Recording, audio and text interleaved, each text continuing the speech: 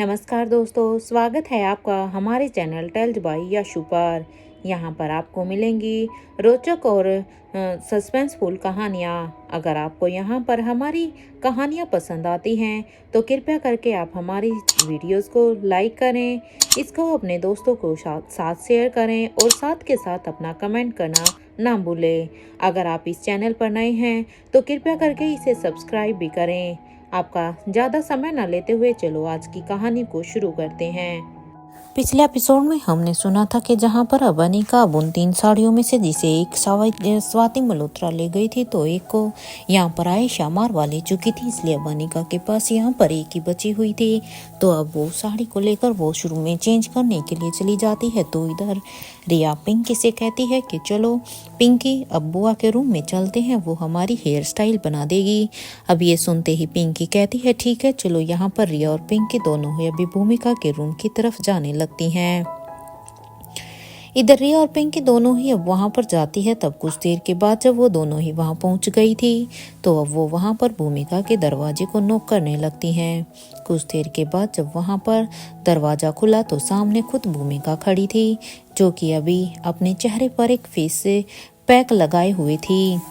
भूमिका को इस फेस पैक लगाया हुआ देखकर अब रिया और पिंकी दोनों ही अब एकदम से ही चिल्लाने लगती है, क्योंकि उन्हें भूमिका का चेहरा उस फेस मास्क की वजह से नजर नहीं आ रहा था। इसलिए अब उन दोनों के चिल्लाने की आवाज को सुनकर इधर अब अपने रूम से रोहित भी एकदम से ही बाहर निकल कर आ जाता है, क्योंकि रोहित सोचता है कि ये दोनों ऐसे क्यों चिल्ला रही हैं, क्या कुछ हुआ है क्या, क्योंकि रोहित एकदम से ही घबरा जाता है। तो वहीं उन दोनों की ही चिल्लाने की आवाज को सुनकर वहीं पास के ही रूम में से इधर अब निखिल भी निकलकर बाहर आ जाता है। इधर इन दोनों ही बच्चियों को इस तरह से चिल्लाता हुआ देखकर अब भूमिका उन दोनों ही बच्चियों को शांत करवा रही थी, क्योंकि भूमिका जानती थी कि इनके चिल्लाने की वजह से ऐसे तो यहाँ पर सब एकत्रित हो जाएंगे। इसलिए अब वो अपनी भरपूर कोशिश कर रही थी कि किसी के भी आने से पहले वो इन्हें शांत कर दे। लेकिन रोहित तो अब तक वहां पर आ गया था, क्योंकि जैसे ही उसने आवाज सुनी वो वहां पर जल्दी से दौड़ कर आता है। और अब वो रिया ने जिस तरह से चिल्लाया था, इसलिए अब रोहित रिया के पास जाता है और अब रिया से कहता है क्या हुआ है रिया, तुम्हें ऐसे क्यों चिल्लाई। रोहित की ये बात सुनते ही अब इधर रिया कुछ कहती कि तभी भूमिका रोहित की तरफ अपना चेहरा कर देती है और वो कहती है कि कुछ नहीं। इधर भूमिका को के चेहरे को देखकर तो अब एकदम से ही रिया तो छोड़ो, रोहित की भी चीख निकल जाती है। और अब वो एकदम से कहता है ये चेहरे पर क्या लगाया हुआ है तुमने, लुक एट योर फेस। अरे इससे तो अच्छे डर जाएं, तो ये तो बच्चे ही हैं। रोहित की ये बात सुनते ही भूमिका कहती है तुम्हें कुछ नहीं पता है, इसे लगाने से मेरे चेहरे पर ग्लो आएगा। क्या सच में तुम्हें कुछ नहीं पता? इधर पार्टी में सब मुझे ही देखते ही रहेंगे, इसलिए मैंने पार्टी में जाने से पहले इस फेस पैक को लगाया है। इधर भूमिका की इस बात को सुनकर अब रोहित मारवा कहता है तुम्हें देखकर तो हम भी तुम्हें देखते ही रह गए हैं। सच में तुम सही ही कह रही हो, क्योंकि तुम लग ही इतनी भयानक रही हो। अब रोहित ये कहते हुए ही अब रोहित अपने रूम की तरफ चला जाता है। तो वहीं दूसरी तरफ अभी निखिल, जो कि अब इन दोनों ही भाई बहन की इस नोकझोंक को देख रहा था। अब रोहित मारवा के जाने के बाद अब निखिल भूमिका से कहता है क्या ज्यादा ग्लो करने के लिए इतना भयानक लगना जरूरी है क्या भूमिका? अब निखिल की इस बात पर अब भूमिका एकदम से ही चिढ़ जाती है और अब वो कहती है जरूरी तो तुम्हारा ज्यादा बोलना भी नहीं है निखिल, क्योंकि अब बोलने से पहले तुम सोच लो। ये कहते हुए ही भूमिका अब निखिल को घूरने लगती है। अब भूमिका को इस तरह से खुद की तरफ घूरता हुआ देखकर अब निखिल अपने रूम में चुपचाप ही चला जाता है, क्योंकि उसे भी अच्छी तरह से पता था कि अगर अब वो यहाँ पर भूमिका को कुछ भी कहेगा तो फिर उसको मनाने के लिए उसे ना जाने फिर से कौन से पापड़ बेलने पड़ेंगे। और इधर यहाँ भूमिका अब रिया और पिंकी को दोनों को ही अब अपने रूम के अंदर लेकर चली जाती है। अंदर उन दोनों को लेकर जाने के बाद अब वो वहाँ पर भूमिका पिंकी से कहती है पिंकी पहले आप ड्रेसिंग टेबल पर बैठ जाओ, क्योंकि जिस तरह से आप दोनों यहाँ पर अपने बालों को बिखेर कर आई हैं, उससे मुझे साफ साफ पता चल रहा है कि आप दोनों जरूर हेयर स्टाइल ही बनवाने के लिए आई होंगी। इसलिए मैं पहले पिंकी को रेडी करती हूँ। अब भूमिका की ये बात सुनते ही पिंकी भी अब हाँ में अपना सिर हिलाती है और अब वो वहाँ पर टेबल की तरफ जाकर वहाँ पर बैठ जाती है तैयार होने के लिए। इधर पिंकी के बैठने के बाद अब भूमिका भी पिंकी को रेडी करना शुरू कर देती है और कुछ ही देर के बाद अब यहाँ पर भूमिका पिंकी का एक बहुत ही सुंदर उसके फेस के अकॉर्डिंग एक हेयर स्टाइल बनाती है। इधर वहीं दूसरी तरफ अब तक अनिका भी बाथरूम से अपनी साड़ी पहन कर आ जाती है और आज जैसे ही अब वो बाहर आती है तो तब तक रोहित भी कमरे में पहुंच चुका था और अब वो रोहित से कहती है, क्या हुआ है मिस्टर मारवा? पहले बच्चों के चिल्लाने की आवाज आ रही थी और उसके बाद आपकी सब ठीक तो है ना? वैसे हुआ क्या था? अब अनिका की इस बात पर अब रोहित कहता है, हाँ अनिका सब ठीक है, यू डोंट वरी, क्योंकि तुम भूमिका को तो जानती ही हो ना। अब रोहित की ये बात सुनते ही कि जैसे ही उसने भूमिका का नाम लिया, अब अनिका कहती है, क्यों, अब क्या किया है भूमिका ने? अनिका की इस बात पर अब रोहित कहता है कि उसके रूम में जाकर तुम खुद ही उसे देख लो ना, तो फिर तुम्हें खुद ही पता चल जाएगा कि मेरी और दोनों ही लड़कियों की चीखें क्यों निकली थी। उसका इतना कहना ही था कि तभी अब अनिका कहती है, अच्छा तो क्या भूमिका ने फेस पैक लगाया हुआ था क्या? क्योंकि अब अनिका भी गैस करती है कि जरूर उसने फेस पैक ही लगाया होगा पार्टी में जाने से पहले, इसीलिए शायद ये सभी ही उसे देखकर डर गई होंगे। इस बात पर अब रोहित हाँ में अपना सिर हिला देता है और इधर रोहित की ये बात सुनते ही अनिका की भी एकदम से ही हंसी छूट जाती है, क्योंकि उसने एक सही अनुमान लगाया था और अब उसकी हंसी इसलिए छूट रही थी कि खुद मिस्टर मारवा की भी अपनी बहन को देखकर ऐसे हंसी छूट गई।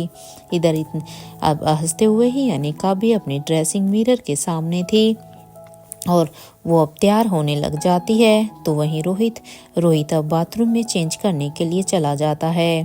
वहीं दूसरी तरफ इधर स्वाति मल्होत्रा भी अब जो साड़ी वो अनिका से लेकर आई थी अब उसे पहनने लगती है और अब वो सामने खड़े हुए करण गुलेरिया से कहती है, अच्छी लग रही है ना ये साड़ी? वैसे तो करण गुलेरिया जानते ही थे कि अगर उन्होंने हाँ कहा तो इनडायरेक्टली उन्हें रोहित की चॉइस को हाँ कहना होगा, इसलिए वो हर मुमकिन कोशिश कर रहे थे कि वो इस साड़ी में कोई ना कोई कमी निकालें। लेकिन हाँ वो भी जानते थे कि ये एक डिजाइनर साड़ी है और इसका फैब्रिक भी आउटस्टैंडिंग है। वो अपनी भरपूर कोशिश कर रहे थे इस साड़ी में कमियां निकालने की, लेकिन सच बात तो ये थी कि वो भी साड़ी में कमियां नहीं निकाल पा रहे थे। इवन उन्हें भी वो साड़ी बहुत ही पसंद आ रही थी। और सबसे अच्छी बात तो इस साड़ी में स्वाति मल्होत्रा सच में बहुत खूबसूरत भी लग रही थी। इसलिए करण गुलेरिया भी यही सोच रहे थे कि आखिर वो इसमें कमी निकाले तो क्या निकाले, क्योंकि बनाने वाले ने सच में इसमें कितनी ही मेहनत की है।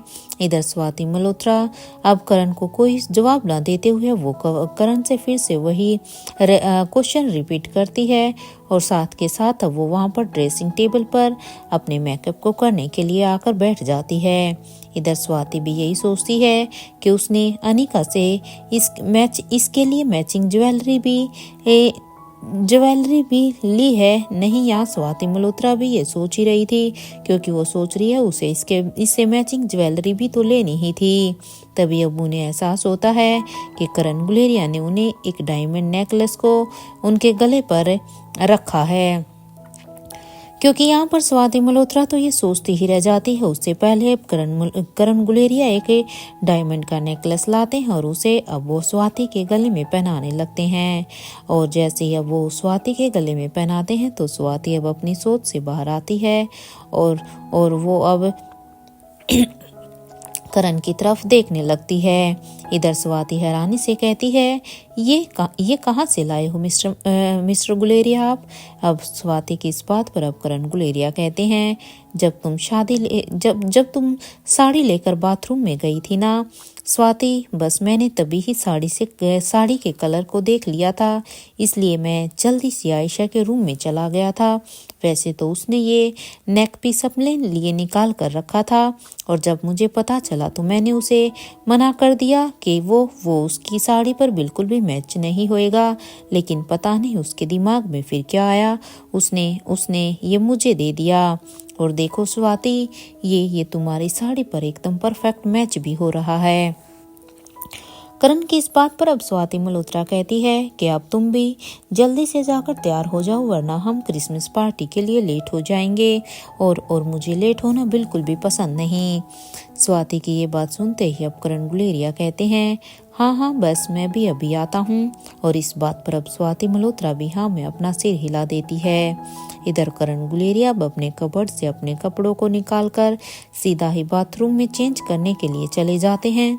तो वहीं अब स्वाति मल्होत्रा अब अपने वहाँ पर ड्रेसिंग टेबल पर बैठकर अब अपना मेकअप करना शुरू कर देती है। तो इधर दूसरे कमरे में इधर आयशा मारवा भी अभी अनिका के द्वारा लाई गई उस साड़ी को ही पहन रही थी और उस साड़ी को बांधने के बाद अब वो जब मिरर के सामने बैठती है तो अब यहाँ पर आयशा मारवा यही सोचती है कि लगता है कि करण से उसे उस नेक पीस को लाने के लिए अनिका ने ही कहा होगा, वरना करण उस नेकलेस का क्या ही करते, शायद उसे अनिका ने ही भेजा होगा। बट अगर अनिका ने करण गुलेरिया को मेरे पास उस सेट को लेने के लिए भेजा है तो वो डायरेक्टली भी तो मुझसे ले सकती थी ना, उसे करण को मेरे पास भेजने की क्या जरूरत थी, क्योंकि मेरी हर चीज पर तो उसका हक है और वो मेरी हर चीज को बिना पूछे यूज भी कर सकती है। आयशा मारवा भी ये सोच ही रही थी और ये सोचते सोचते आयशा मारवा रेडी होने लगती है। इधर कुछ ही देर के बाद जब आयशा मारवा रेडी हो जाती है तो अब वो धनंजय पीरामल के अब उस गिफ्ट को ओपन करती है जिसे धनंजय ने उसके बर्थडे पर उसे गिफ्ट किया था। अब वो उसे गिफ्ट को ओपन करती है तो इसमें वही रानी हार था, इसलिए अब आयशा यहाँ पर उसी रानी हार को पहनने की सोचती है और अब वो उस हार को पहन भी लेती है। तो वहीं दूसरी तरफ अब तक अनिका का मेकअप भी पूरा हो चुका था, अब वो बस आईलाइनर लगा रही थी और अब वो जैसे ही आईलाइनर लगाती है तो वो खुद को अब मिरर में देखती है तो उसे एहसास होता है कि मिस्टर मारवा तो बस वहां पर रेडी होकर उसे ही देख रहे थे। रोहित को ऐसे खुद की तरफ देखकर अब अनिका कहती है, मैं रेडी हो गई हूँ मिस्टर मारवा। वैसे तो अनिका ने भी बहुत कम ही ज्वेलरी को कैरी किया हुआ था, क्योंकि अनिका हमेशा ही हर एक फंक्शन के लिए ज्वेलरी को कम ही कैरी करना पसंद करती थी। इसलिए अब अनिका को देखकर अब रोहित कहता है, बस 1 मिनट अनिका। और वो ये कहते हुए ही रोहित अब अपने कबर्ड के ड्रॉर को खोलता है। जैसे ही वो उसे खोलता है तो उसमें एक सीक्रेट ड्रॉर भी था। अब उस ड्रॉर को खोलते हुए रोहित अब अंदर से 2 बॉक्स को निकालकर अब अनिका के पास आ जाता है। यहाँ अनिका अब रोहित को हैरानी से ही देख रही थी। तो अब अनिका रोहित से कहती है, ये क्या है मिस्टर मारवा। अब अनिका की ये बात सुनते ही रोहित अब एक बॉक्स को खोलता है तो उसमें वो एक पेंडेंट था जो कि रिया के बर्थडे पर करण गुलेरिया और रेखा मूर्ति ने उसे दिया था, हार्ट ऑफ ओशन, जिसका एक हिस्सा करण गुलेरिया ने लिया हुआ था तो वहीं दूसरा हिस्सा स्वाति मल्होत्रा ने, और उन्हें स्वाति मल्होत्रा ने लेकर उन्हें रेखा मौसी को इसे दे दिया था कि जब रिया के 6th बर्थडे में ये गिफ्ट उसे दिया जाए। और करण गुलेरिया ने रिया के 6th बर्थडे पर इस गिफ्ट को दे भी दिया था। अब उसे देखकर अब अनिका उस गिफ्ट को पहचान जाती है और अब वो अनिका रोहित से कहती है, लेकिन मिस्टर मारवा ये तो रिया का गिफ्ट है ना। अनिका की इस बात पर अब रोहित कहता है, हाँ, रिया का गिफ्ट तो है, लेकिन अभी हमारी प्रिंसेस इसके लिए छोटी है।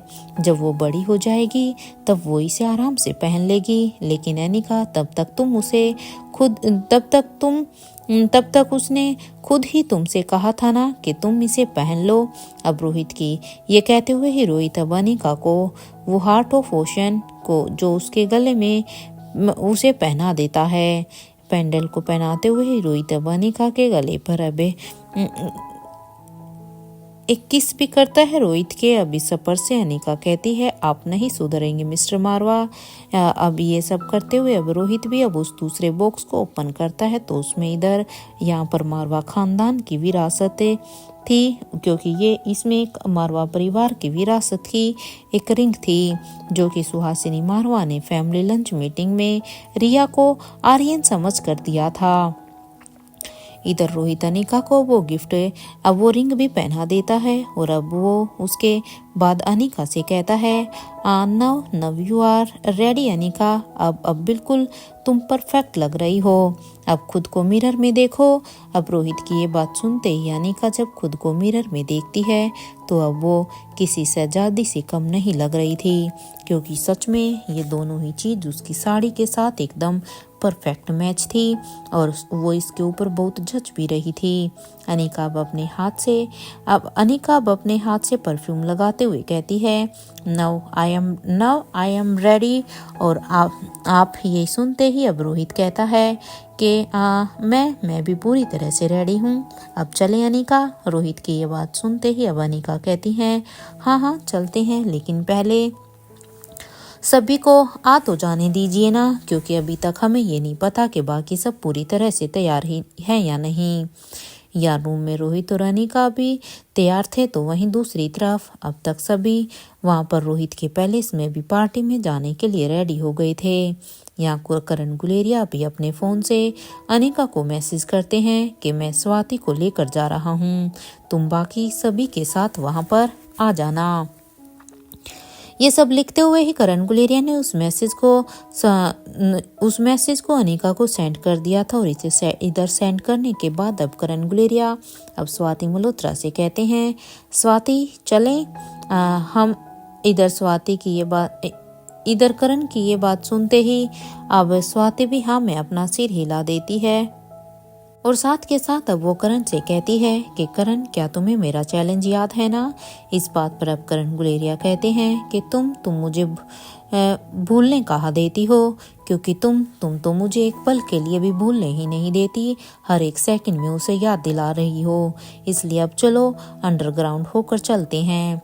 करण गुलेरिया ये कहते हैं और इधर अब करण गुलेरिया की नज़र स्वाति मल्होत्रा के हाथ पर जाती है तो उन्होंने एक डायमंड वॉच को पहना हुआ था। उस डायमंड वॉच को देखकर अब करण गुलेरिया कहते हैं, ये वॉच किसने दिया स्वाति तुम्हें। अब करण की ये बात सुनते ही स्वाति मल्होत्रा अब उससे कहती है कि ये सेंटा क्लॉज ने। वैसे तुम्हें कोई गिफ्ट नहीं मिला है क्या। अब स्वाति की ये बात सुनते ही अब करण गुलेरिया कहते हैं, नहीं, मुझे तो कोई भी गिफ्ट नहीं मिला। अब करण की ये बात सुनते ही स्वाति मल्होत्रा अब साइड टेबल पर के पास जाकर अब एक गिफ्ट को उठाती है और अब वो उसे उठाकर करण गुलेरिया को कहती है, ये तो मॉर्निंग में ही मिल गया था ना करण, लेकिन आज दिन भर में इतना कुछ हो गया ना कि मैं तुम्हें बताना ही भूल गई, क्योंकि तुम्हारा गिफ्ट तो देखो ये रहा और तुमने इसे अब तक अनपैक भी नहीं किया है। अब स्वाति की ये बात सुनते ही करण गुलेरिया अब जल्दी से उस गिफ्ट को अब अनपैक करते हैं। जैसे ही वो देखते हैं तो वो एक फोटो फ्रेम था जिसमें करण गुलेरिया और स्वाति की कॉलेज के दोनों की ही फोटोज थी और साथ में ही उसमें अनिका के बचपन की भी कुछ फोटोज थी। उसे देखकर अब करण गुलेरिया थोड़ा सा इमोशनल हो जाता है। उसे ऐसे देखकर अब स्वाति मल्होत्रा कहती है, अब क्या यहीं पर ऐसे ही खड़े रहना है क्या, क्योंकि अब आपको पार्टी में जाने के लिए क्या लेट नहीं हो रहा। अब स्वाति की और अब ये कहते हुए ही अब वो अपने पर्स से अब एक रुमाल निकाल कर इधर करण गुलेरिया की तरफ अपने हाथ को बढ़ा देती है और कहती है, ये लो करण, और अभी अपने आंसू पूछो, क्योंकि अभी ये टाइम इतना इमोशनल होने का नहीं है। हमें जितना रोना था वो हम रो चुके हैं, क्योंकि अब हमारी लाइफ में खुशियाँ ही खुशियाँ आने वाली है। और अब उस सर जी के काले साम्राज्य का अंत की उल्टी गिनती अब शुरू हो चुकी है। इसलिए अब और रोना धोना नहीं, हमें उन्हें हमें उन्हें घेर कर हम उसे मारेंगे। इस बात पर अब करण गुलेरिया कहते हैं कि पिछली बार तुम उसे मारने के लिए स्वाति अकेली थी, लेकिन इस खतरनाक ऑर्गेनाइजेशन से लड़ने के लिए इस बार मैं तुम्हारे साथ हूँ, क्योंकि अब की बार तुम अकेली नहीं हो और अब की बार तुम्हें किसी भी दुश्मन से छिपने की जरूरत भी नहीं है। इधर अब करण गुलेरिया अब उस फोटो फ्रेम को साइड में रख देते हैं और अब उसे साइड में रखकर अब वो दोनों ही इधर बाथरूम के रास्ते से जाने लगते हैं। तो वहीं इधर अनिका को जब अपने पापा का मैसेज मिला कि वो उसकी माँ को लेकर जा रहे हैं, तो अब वो भी कहती है कि माँ और पापा अकेले ही निकल गए। ये इधर अनिका ने ये अपने मन धीरे धीरे बड़बड़ाते हुए कहा था, इधर रोहित ने इसे सुन लिया था। और ये सुनते ही अब रोहित कहता है, इस तरह से अकेले जाने का क्या मतलब है। अब रोहित की इस बात पर अब अनिका कहती है, जरूर पापा के दिमाग में कुछ ना कुछ तो चल ही रहा है। इस बात पर अब रोहित कहता है कि दिमाग में तो मेरे भी बहुत कुछ चल रहा है। इस बात पर अब अनिका कहती है कि आपके दिमाग में क्या चल रहा है। इस बात पर अब रोहित कहता है, वो तुम अच्छी तरह से जानती हो। इधर ये सुनते ही अब अनिका कहती है, नहीं तो फिर बिल्कुल भी नहीं, जो तुम्हारे दिमाग में चल रहा है उसे अभी अपने दिमाग में ही रखो। मैंने इतने देखो ना अभी कितनी अच्छे से तो हम तैयार हुए हैं, और अगर अब हम लेट हो गए तो फिर सबको वेट करना पड़ेगा। ये सुनते ही रोहित अब एक क्यूट सा फेस बनाकर कहता है, लगता है कि मुझे सेंटा क्लॉज से ही अपनी विश मांगनी चाहिए। अब ऐसे तो मेरी विश पूरी नहीं होने वाली है। ये कहते हुए ही अब रोहित अपने सिर को दीवार से टिकाकर खड़ा हो जाता है और अब वो अपनी आंखों को एकदम से ही बंद कर लेता है। यानी का भी अब अपने दोनों ही हाथों को अपनी कमर पर रखकर अब रोहित को ही गुड़ कर देख रही थी और अब वो उससे कहती है, मिस्टर मारवा प्लीज चलिए ना, वरना हम लेट हो जाएंगे। अनिका की इस बात पर अब रोहित कहता है, ठीक है अनिका, फिर ऐसा करो तुम जाओ, और वैसा भी मेरा है ही कौन, मैं नहीं जा रहा हूँ। रोहित की ये सारी ड्रामेटिक बातें सुनकर अब अनिका भी समझ गई थी कि अब वो क्या कर रहे हैं। इधर अनिका अब अपने हाथ को अपने सिर पर मारते हुए कहती है, सच में रिया अपने डैड पर ही गई है। अरे इतना ड्रामा तो मुझे नहीं आता, लेकिन जब मैं रिया का ड्रामा देखती हूँ तो अब मुझे तुम दोनों की हरकतें एक जैसी दिखाई देती हैं।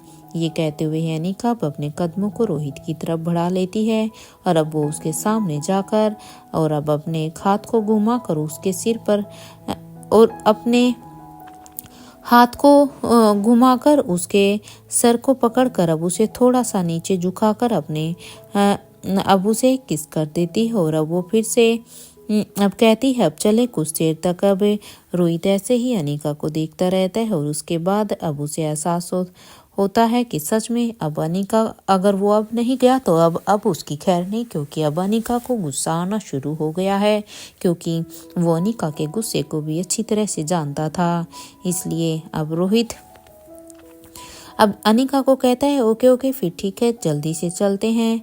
अब वो ये सब कहते हुए वो दोनों भी अब वहाँ से निकल जाते हैं।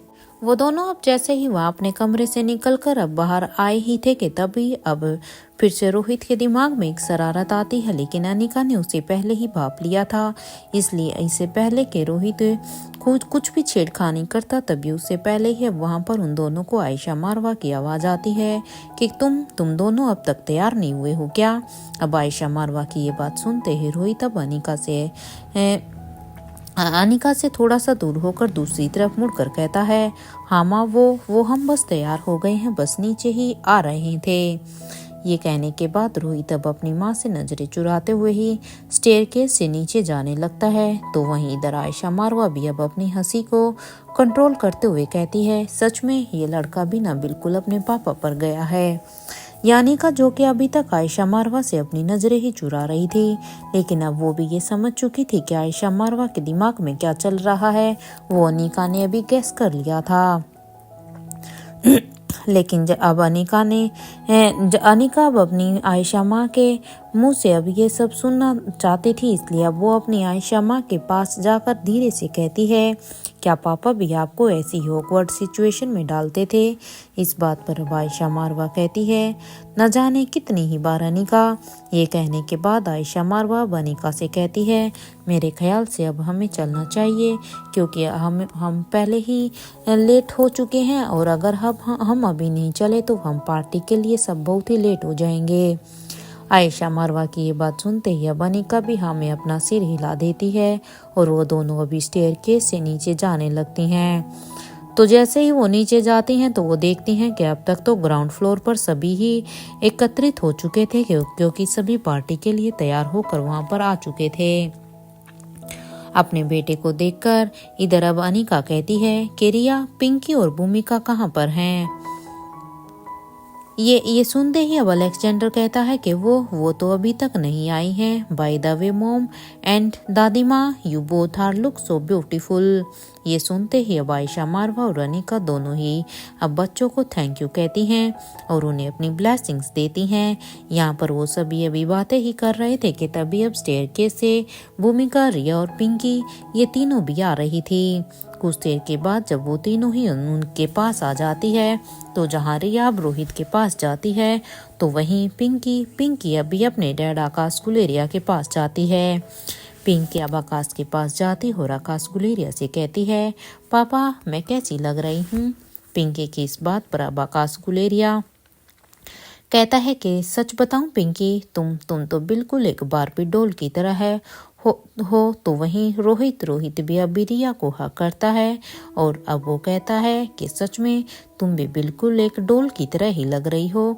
इधर कुछ देर के बाद अब सामने मेन डोर पर अब यहाँ पर ढेर सारी गाड़ियाँ आ जाती हैं। तो रोहित अब कहता है, प्लीज़ आप सभी अभी अपनी अपनी गाड़ियों में बैठ जाइए।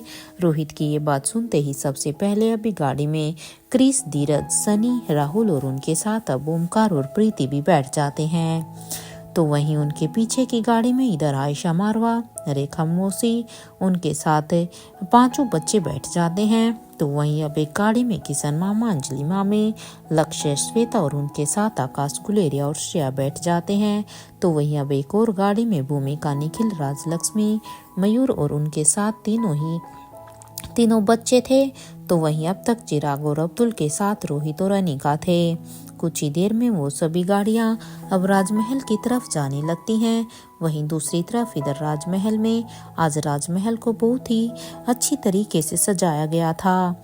एंट्रेंस से लेकर गार्डन और राजमहल की बिल्डिंग, एवरीथिंग सबको बहुत ही सुंदर तरीके से डेकोरेट किया गया था। हर डेकोरेशन का हर एक पीस बहुत ही यूनिक था। एंट्रेंस को तो व्हाइट और रेड कलर की थीम को ध्यान में रखकर बनाया गया था, वैसे ही फ्लावरों को यूज किया गया था। तो वहीं राजमहल में ट्री को भी ट्विंकल लाइट से डेकोरेट किया गया था। तो वहीं जो सेंटर ऑफ द ट्री था यानी कि क्रिसमस ट्री, उसे तो सबसे स्पेशल तरीके से सजाया गया था। और इधर आसमान में फायर क्रैकर्स की रोशनी और धूम थी, क्योंकि एक के बाद एक फायर क्रैकर जलाया जा रहा था। एक गाड़ी अभी यहाँ पर मेन एंट्रेंस पर आकर रुकती है। तो उसमें से अब कैलाश अधिकारी निकलकर वहाँ पर खड़े हो जाते हैं।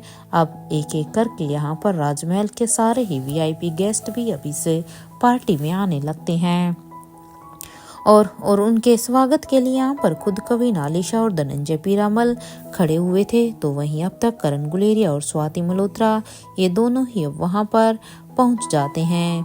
या इधर अपनी गाड़ी में बैठे करण गुलेरिया अब अपनी पॉकेट से अपना फ़ोन निकाल कर अब धनंजय पीरामल को कॉल लगा देते हैं। तो इधर कुछ देर के बाद जब सामने से हेलो की आवाज़ आती है, तो अब करण गुलेरिया कहते हैं, धनंजय क्या करना है अब? तुमने कुछ सोचा है क्या?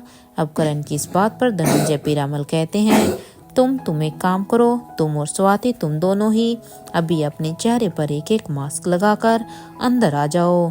तुम्हारे अंदर आने के बाद इसके बाद हम आराम से सोचते हैं इस बात पर कि हमें कैसे क्या करना है।